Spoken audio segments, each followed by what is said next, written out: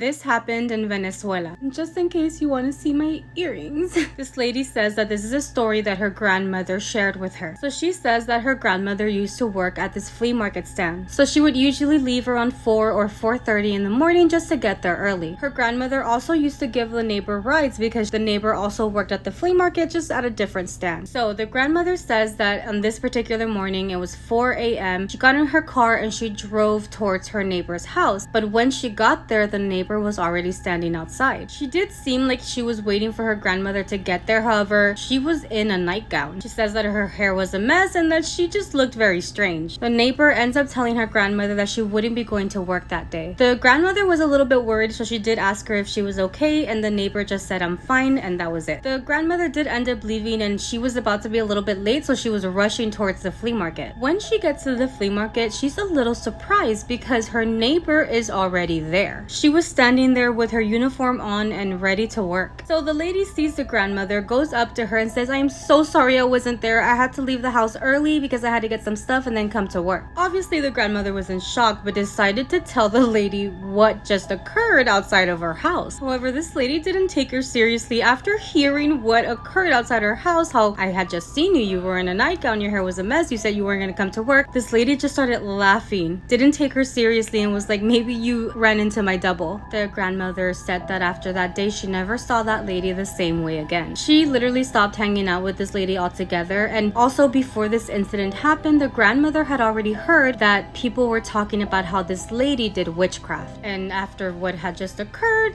her grandmother said that she did believe what the people were saying about this lady. What do you think that was? Was it her doppelganger or was it something completely different? What do you guys think?